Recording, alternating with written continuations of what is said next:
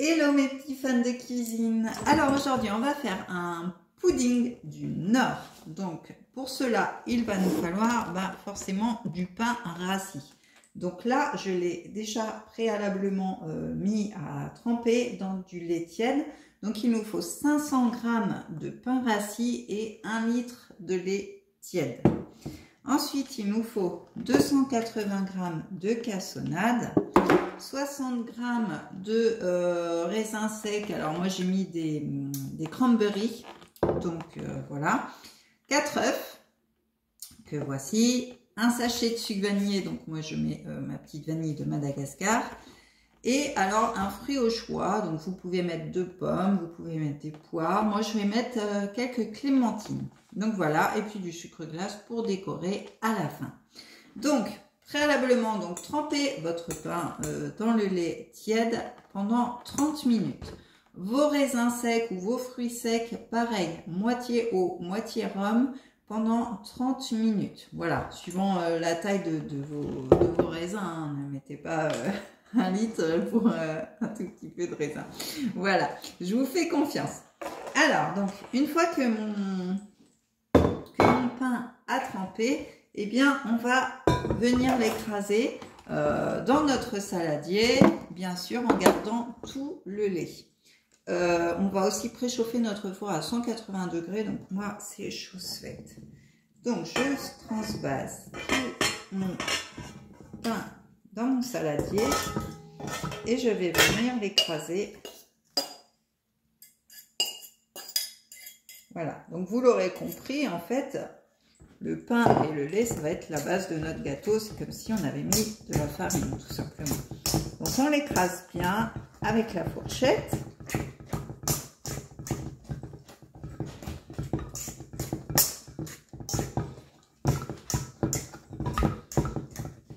Alors vous pouvez aussi préalablement beurrer votre moule ou alors mettre du papier sulfurisé au fond, comme vous le souhaitez.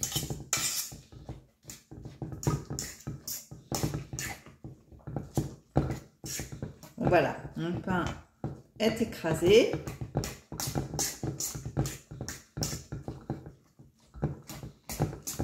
C'est pas trop mal comme ça.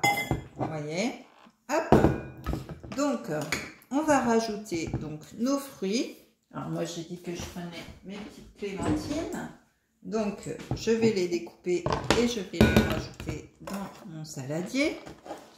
Hop. Voilà, je les ai déjà épluchés, comme ça, ça va plus vite. Je vais les couper en petits morceaux. Voilà. Et je vais les rajouter dans mon saladier. Voilà. Là, il n'y a rien de compliqué. C'est toujours des recettes très simples. Et là, l'avantage de cette recette, c'est qu'on ne gâche pas de pain. Et qu'en plus, ça nous fait un bon gâteau pour 4 heures. Qui est un peu aussi un coupe-faim, donc c'est très bien pour emmener pour le goûter à l'école ou si vous faites des pique-niques ou le matin au petit-déj aussi pour avoir tout ce qu'il faut. Donc, hop, je continue. Tac. Alors là, j'ai mis 2 clémentines, hein, vous pouvez mettre 2 pommes, 2 poires, enfin ce que, voilà, des bananes aussi, vous pouvez. Alors voilà, suivant vos goûts, vous mettez ce que vous voulez. Là, je vous donne la base et après, voilà, c'est comme par exemple le raisin. Ben là, j'ai mis des cranberries parce que je préfère largement les cranberries au raisin. Mais après, ça, c'est une affaire de goût. Donc voilà, je vais avoir rajouté mes clémentines.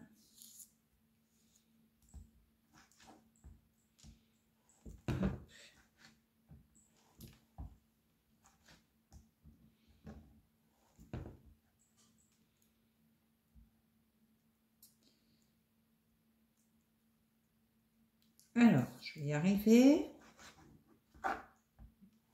Hop. Voilà. Donc là, j'ai mis toutes mes clémentines.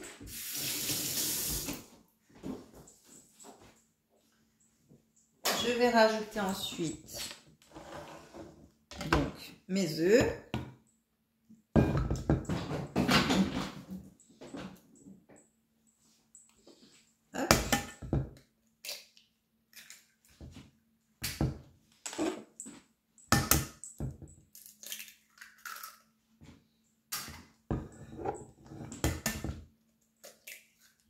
Voilà. Mes 4 œufs.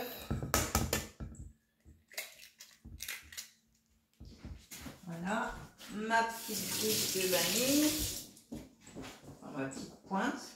Et moi, c'est de la vanille en poudre. Donc, voilà. Si vous n'avez pas, vous prenez du sucre vanillé. Voilà, c'est vraiment une pointe de couteau. Voilà, je vais doucement parce que... Hop, donc ça, voilà. Je rajoute ma cassonade.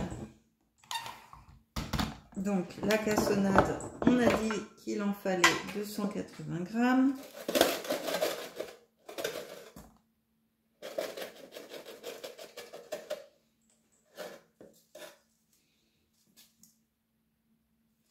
J'ai un peu des pierres de sucre là, c'est pas évident. Ben voilà, j'avais 280 grammes. Et puis ensuite, on rajoute nos raisins. Et là, on va faire tourner tout ça. Hop, avec mon petit robot. Je ne travaille plus, c'est lui qui fait. Hop, pendant ce temps, je me relave les mains.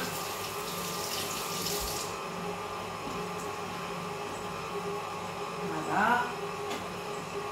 Je range un petit peu. Hop. Voilà.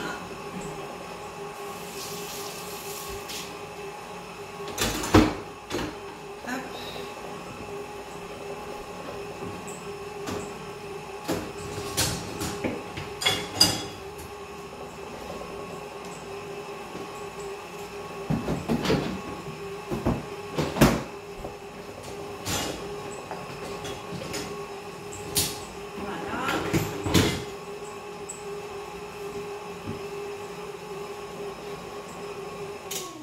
Et voilà, donc c'est bien mélangé.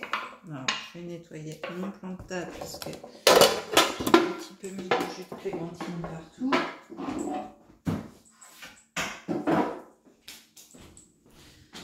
Tac.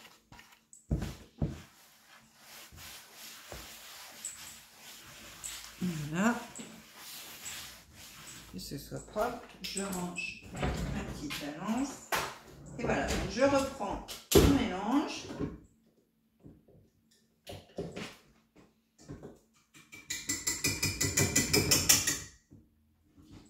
Voilà. Et je vais venir tout simplement le mettre dans mon moule qui est ici. Donc voilà.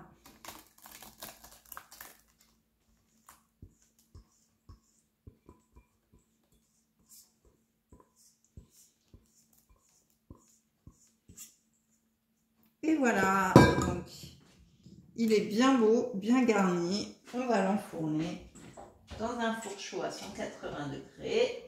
Voilà, pendant 1 heure. Et voilà, donc au bout d'1 heure, vous ressortez votre gâteau et vous pouvez le déguster soit tiède, soit froid. Et puis avec un petit peu de sucre glace dessus. Donc voilà pour cette recette, j'espère qu'elle vous aura plu. Mettez-moi vos commentaires, likez, vous pouvez vous abonner aussi pour ceux qui ne sont pas encore abonnés. Et puis je vous dis au mois prochain pour une nouvelle recette. Bye bye!